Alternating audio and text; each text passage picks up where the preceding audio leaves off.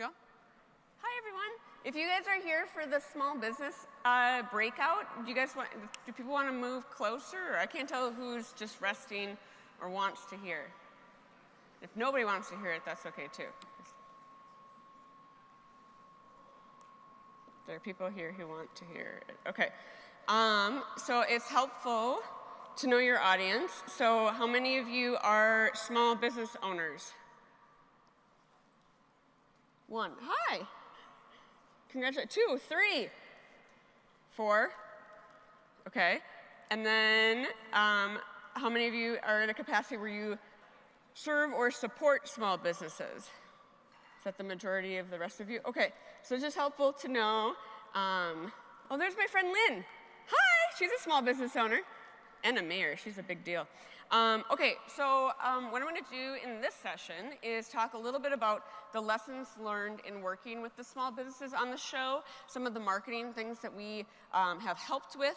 So I'm going to use case studies from the show in order to give you real live examples of businesses that we've worked with. So as I mentioned in my last session, season 6 took place in Minneapolis and St. Paul. I'm going to be using case studies all from season 6. So these are businesses that you could actually visit in real life because they're just right down the road over there in the Twin Cities. So these are the things that we're going to cover. Again, if you're not a small business owner, I guess just think about this in terms of these are things that small business owners should be thinking about. I'll try to vary back and forth between the language there. It's really important for small businesses to build a website that is unique to them. It's really important to optimize local listings. Online search is vital. We're going to talk a little bit about brand identity and then customer experience online. And then I'll save some time for questions on the other side. Okay, going. So again, in working with these small businesses, we never had to make up their passion or their skill set. Those are things when you're working with small businesses, they got that. They got it in spades, and it's incredible. And so we always try to think about it in terms of how are we helping to elevate what they are doing, and how do we help them get that out to the world with some of these resources and skill sets that don't necessarily come naturally. I'm going to skip over this. This is a trailer for the show, but you guys was everyone here in the last session? Yes? Okay, so we don't need to see that again. Okay, I've already talked about the communities that we have been in, and then we have talked about season 6. So let's get right into the lessons. Okay, so the first one, would it be okay if I could have the active slide back up on the screen? Is that okay? Thank you. Then I don't have to keep looking back. Okay, all right, so it's really about a website that truly highlights your unique positioning and generates sales. So often websites are so intimidating to small businesses that they just don't invest the kind of time or effort that they need to in creating and building out a website that is unique to them. But it is so vital. So this is Terrell. He runs Gentleman Cuts in East St. Paul on Payne Avenue, and he is an incredible master barber. I mean, he is so incredible at his craft. He is a pillar of his community, so ingrained in helping inspire youth, and he's just the coolest guy. I mean, he brings homeless guys in and cuts their hair after hours. I mean, he's just the coolest guy, right? However, that wasn't translating online. It wasn't necessarily what we were seeing on his website. He had, which we see this with a lot of businesses, Google can sometimes create a website for you, which seems like a great option, but it doesn't tell your unique story. So he had one of these free websites from Google. It was missing kind of that functionality and the branding that a unique website allows you to do. And his barbershop just wasn't at capacity, so there was a huge opportunity to increase sales. So this was his existing site, and it just didn't have all of those things I was mentioning. This isn't tell the story of who Terrell is. In just a few words earlier, I told you more about Terrell than what his website does, but you don't have most people searching for a barbershop don't have the benefit of calling me up and asking for a recommendation for a barbershop in St. Paul. So This is the mood board that we created for him first. That's the first step we always take with the business, is to really make sure that we are all agreeing on what is that feeling we want from the business. So we do things like create a color palette and making sure that everything feels in that same tonality and that we're really intentional about the feelings that are emoted from that. Terrell really wanted to be, he wanted it to feel like a gentleman's place. That's where the name Gentleman Cuts comes from. He described it as wanting it to be like a Lincoln. And so we wanted the mood board to feel like a Lincoln. So these are just examples of photography that we always put on the mood board so we can all kind of say, is this the vibe we're feeling? Is this what we're going for? We also then developed an icon library for him. So things that would be used throughout the site as different icons, but all kind of in that vein. And then we always love to put all those elements together in one example so that people can see what that's going to look like. And so in this particular case, it's Terrell cutting Baron Davis. I don't think I mentioned that in my last session. So my co-host for season 6 was Baron Davis. He's a former NBA All-Star turned entrepreneur. He's unbelievable. He's so great. I loved all 3 of my co-hosts, but he really brought something magical and special to the season, including sitting for a photo and a real haircut. Okay, so after presenting all these options, this is when he picked. So I'm just going to give you an example of what this looks like in the website.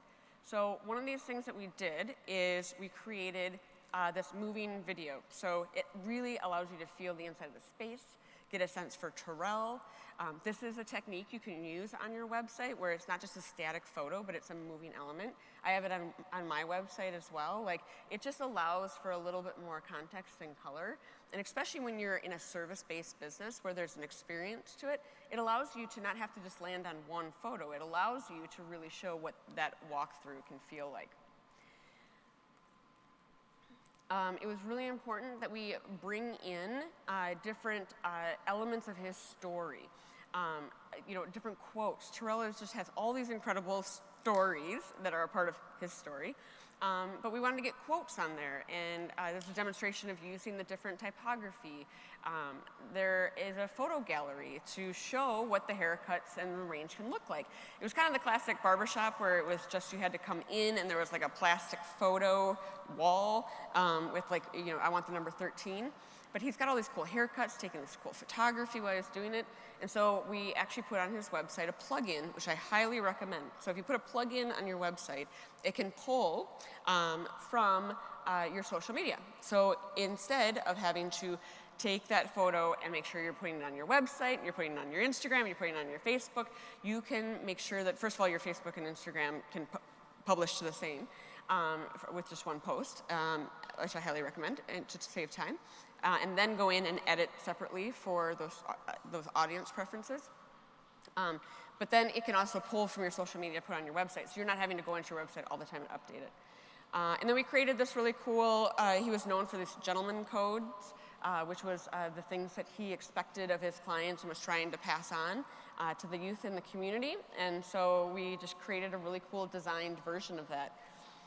It was really important that we talk about the team. So again, if you're supporting a small business or if you run a small business, think about people want to meet the people that they're going to see when they go there. That's the cool part about being a small business, is that you're real people that are really going to interact with you. And you're proud of your team. You worked hard to build that team. So making sure that those people are there. And this would apply to your websites as well, for the community. People want to see who is in charge of running the city and bringing people in. And then we go into detail on each of the barbers so that people, and then all throughout the website we have all these calls to action. Book now, book now, book now. It's just really important that we use the website to drive those appointments. So the basic summary of this first point is, first of all, making sure you understand your unique differentiation, making sure you understand that point of difference, and you're really making it core to your online presence. That is it's your broadcast to the world.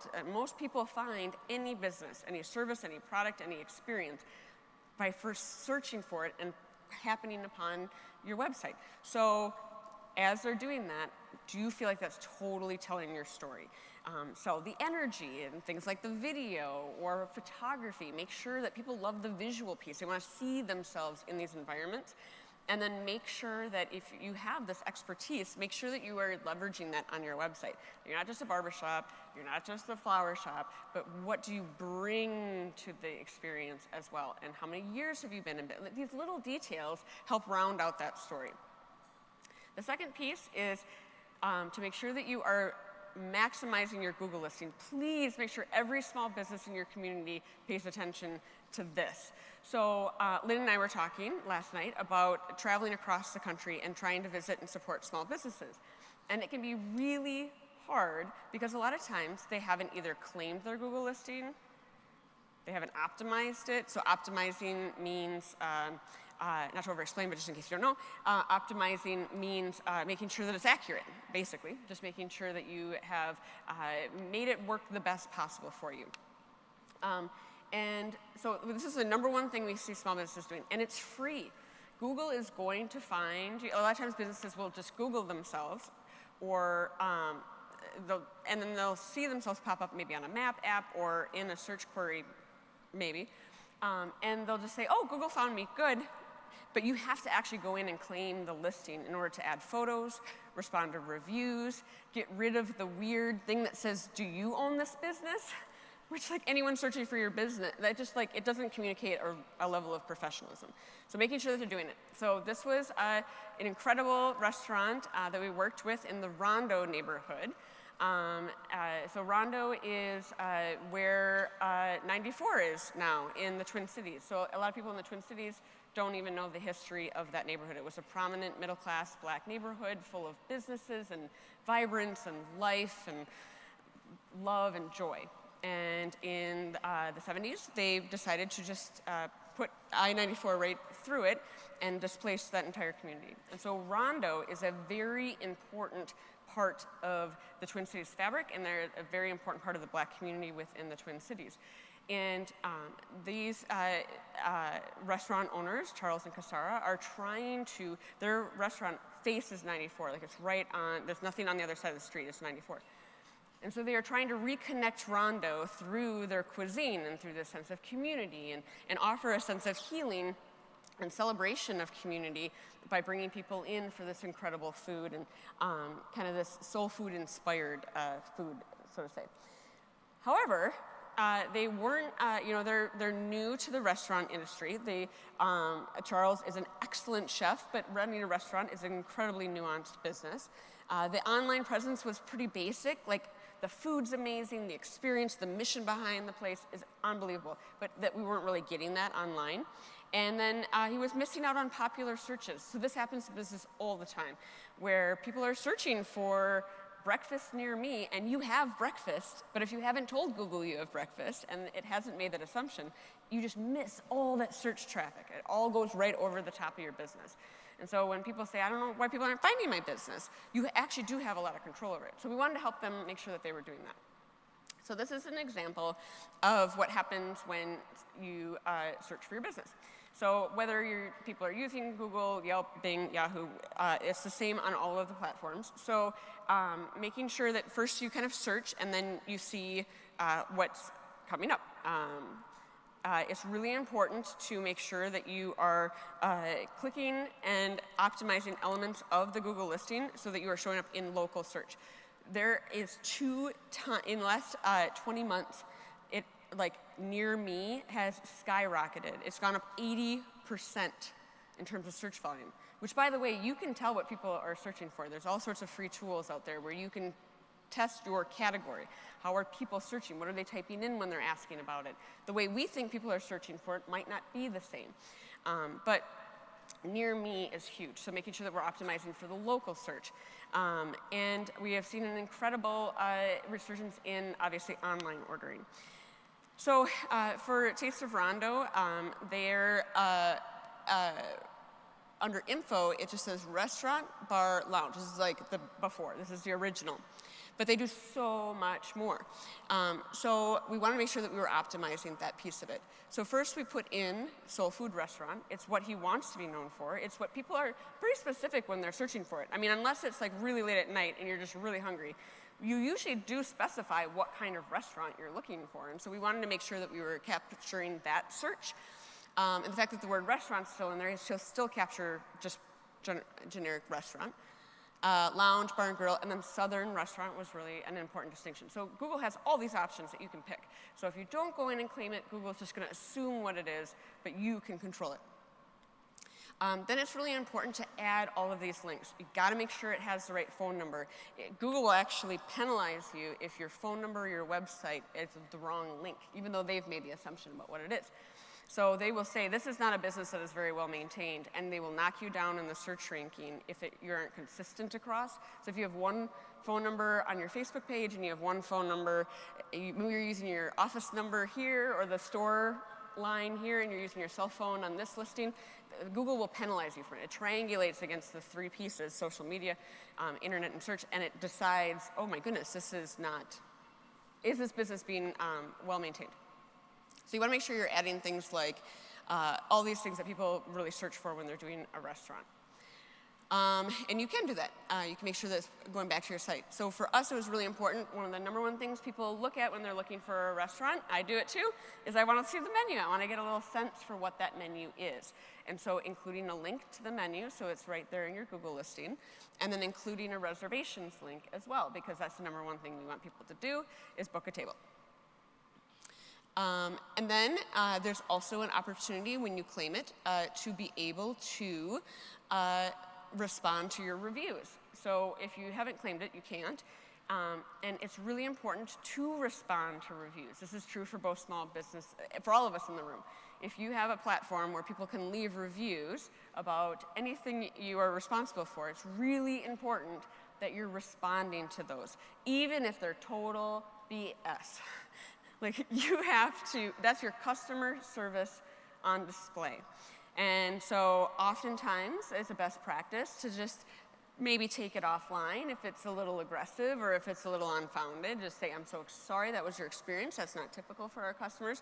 Would love to discuss it further. Please email us at, and then move it offline. If they never email you, that's probably better.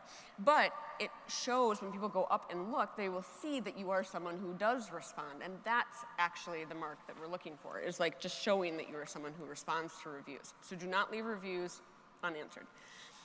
So this particular point is all about making sure you're claiming those listings. And again, this isn't just for small businesses. If there's any listing that applies, make sure that the hours are updated, that the phone number is accurate. I think we have all, especially like after the pandemic, hours are weird at restaurants and everything's kind of different. And nothing is more frustrating than when you're trying to go to an office building or to a business and the doors are locked even though it says online that they're open. So make sure you're always updating that. It's easy once you get into it.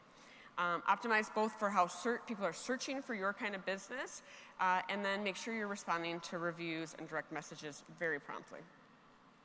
All right, the third point is about elevating search rankings for niche businesses. So this is Tamika Jones. She's so great. And she started a lipstick company in the middle of a pandemic, which is just good for her. Like, amazing, just so inspiring. And she has been killing it, but she has like such an incredible opportunity to think through how people are searching for this kind of business. So some of the challenges was lipstick and makeup in general is a super competitive industry, and there are spending giants in it. So she's competing with like some big players. After 1 year in business, her sales had kind of hit a plateau. So we needed to make sure that we were using her website to kind of keep the interest going. And then she just had very low organic traffic to her website, meaning people just weren't happening upon her website through search. So what can we do to her website to make sure that it's doing, working harder for her for search? So we talked about online listings, but this is what you can do to your actual website. So this was her current website when we first started working with her. And it just had an opportunity to work harder for her. And so this was the site that we designed for her. And we feel like it better communicates her spirit and her points of difference, which is all about owning your beauty and all about shining and smiling, and she's effervescent, and we wanted to make sure that we were really communicating how sophisticated these products were through even just the look and feel of the site. But it was also important to make sure that the site just didn't look pretty, but it sounded smart. I just made that up. Hey, that's kind of good. Okay, sounded smart, meaning for the search engines. Okay, so it's important to make sure you're looking at your metadata. So metadata is the little bit of data you can tell your website in the background about how to rank or what to display. So I don't know if you've ever wondered that. Most people do. Like, okay, when I search for it, how did it decide to pull up that first line? That's not what I want it to say. You can actually tell the search engine what it should say by adjusting the metadata on your website development platform. So you pick it. This is called SEO, so search engine optimization. So we're optimizing our site so it works better and harder in the search engines for us.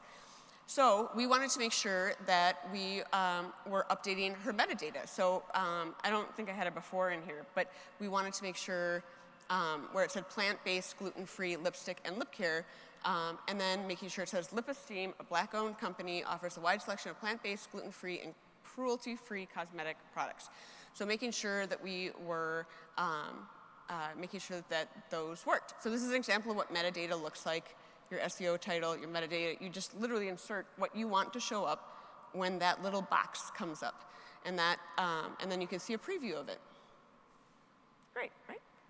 So this is really important for us to do so that she is showing up in search.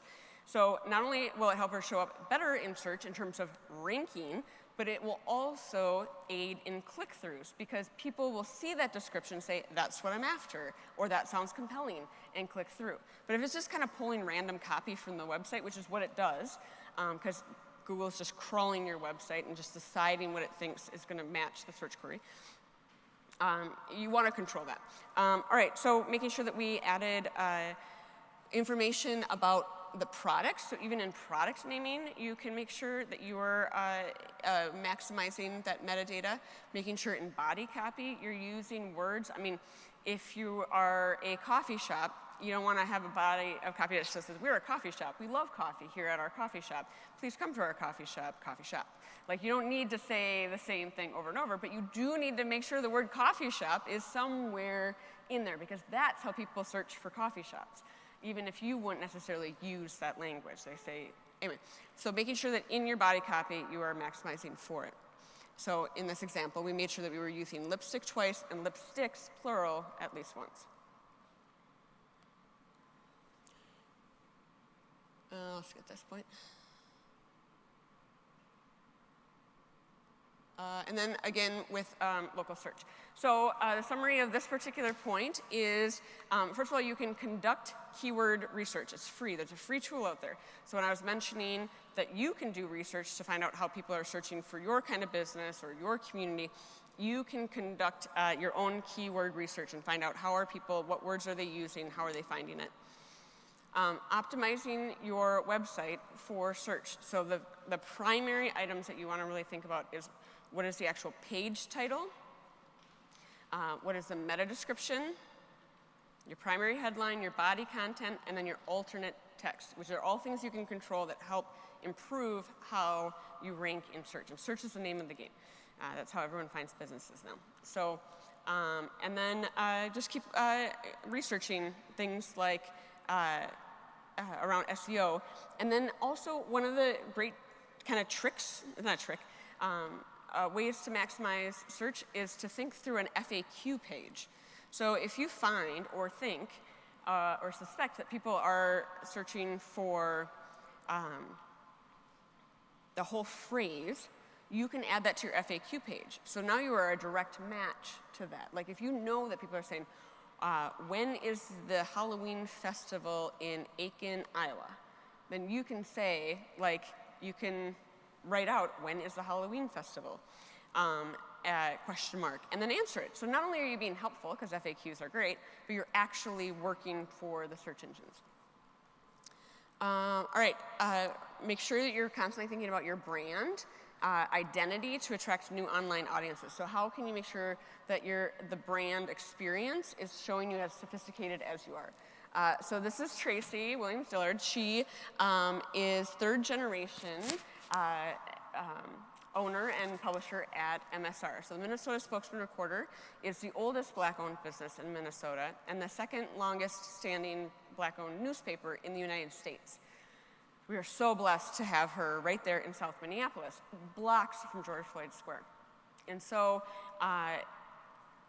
the history, the quality, the stories, the archive, it's like so unbelievable. I'm running out of like incredible adjectives to use.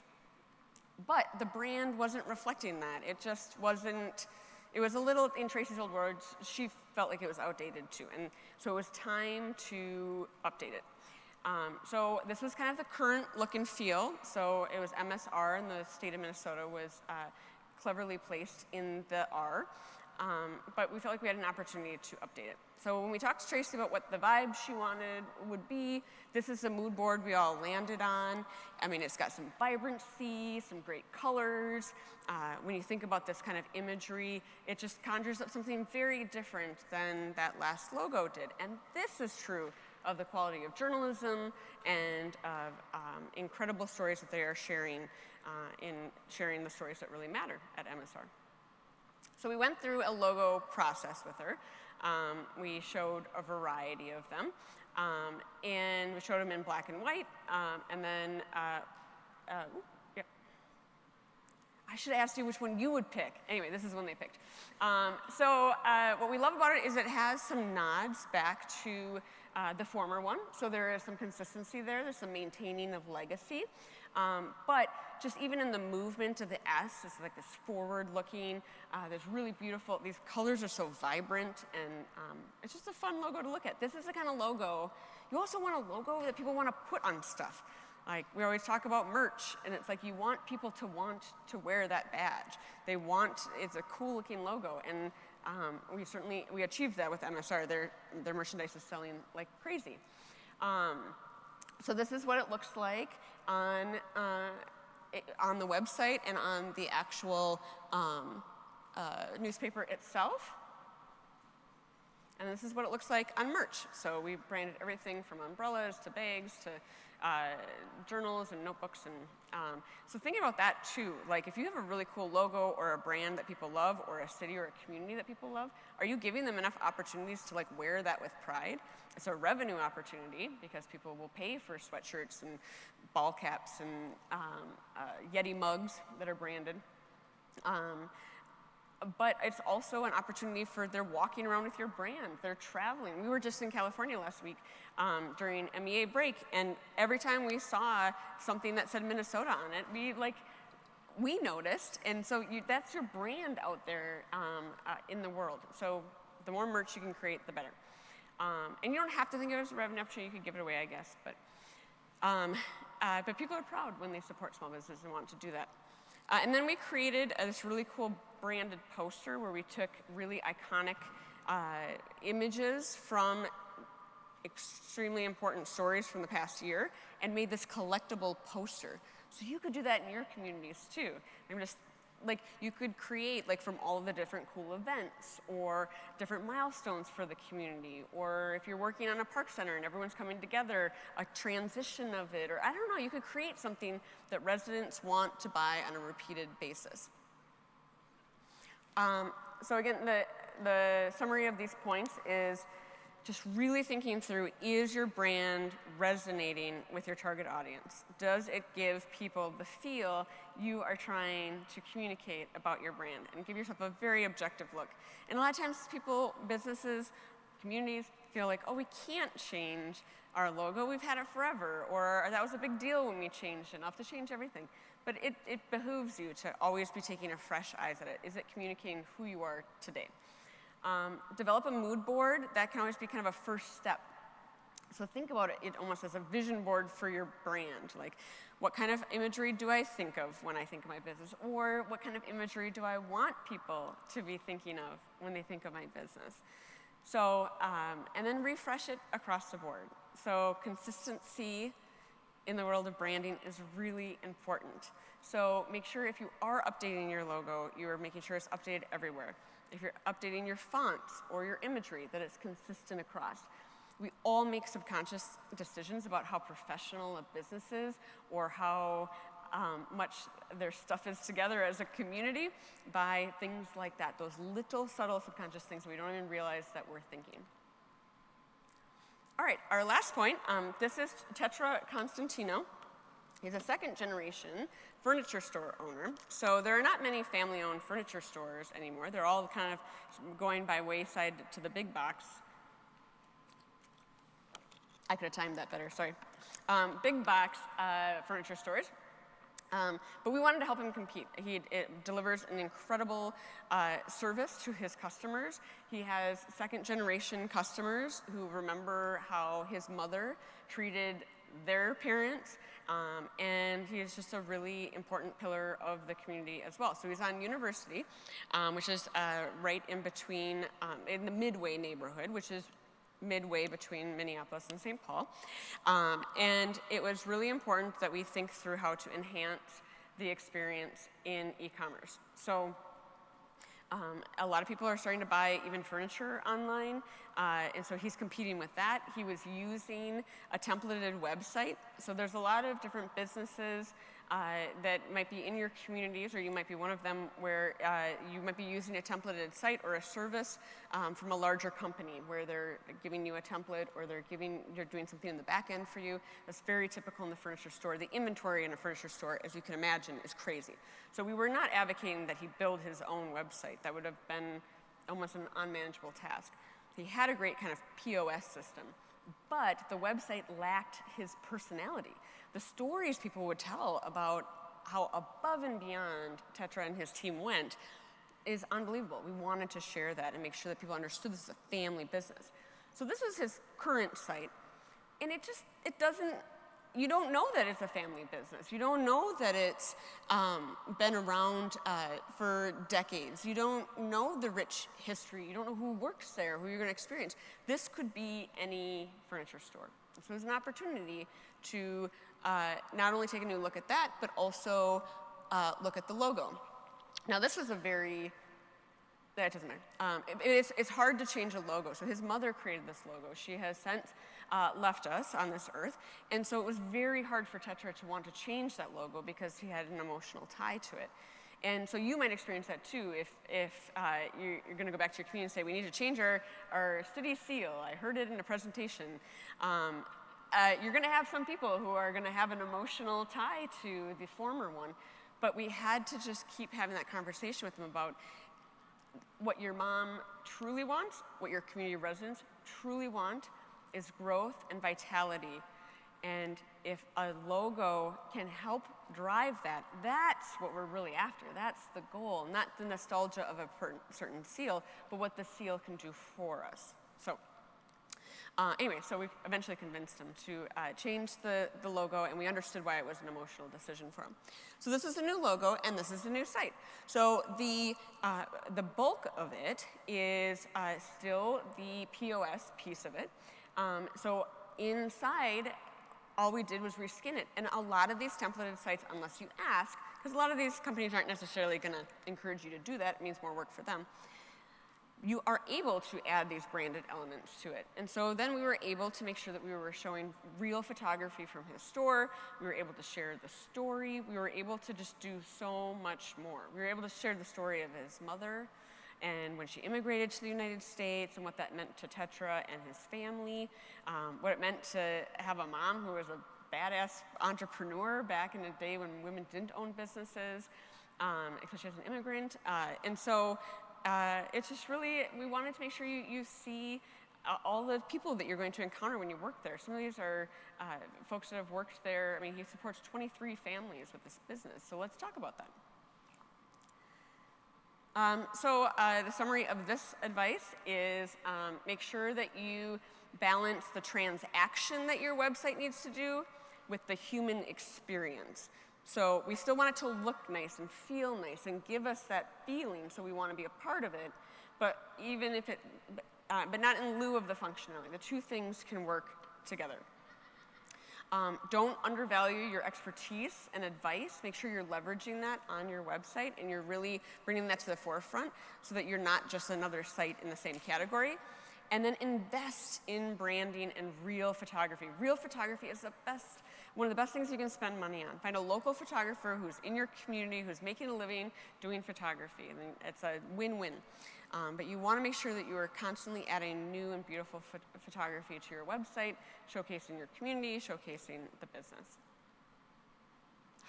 Okay, I was told to make up time in the air. Can you tell by how I'm talking? Okay, so would love to connect with you. I'm at Amanda K. Brinkman if you want to connect on social media or follow along.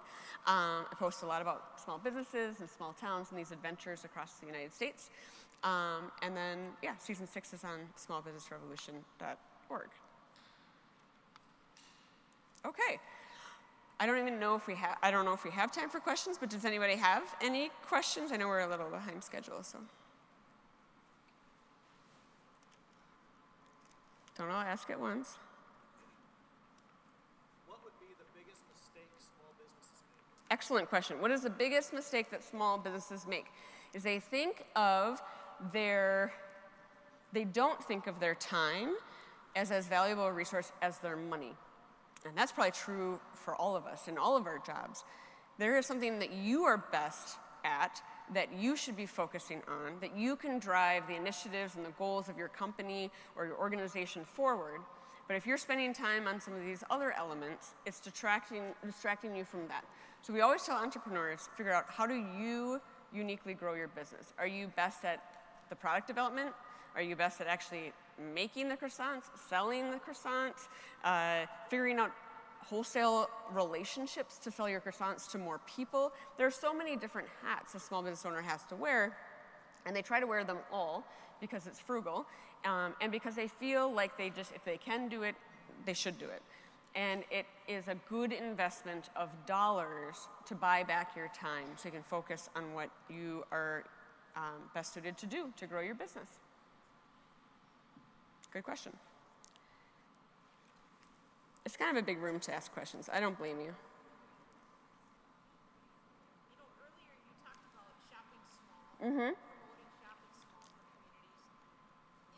Do you have any examples of where businesses work together to promote shopping small? Yes.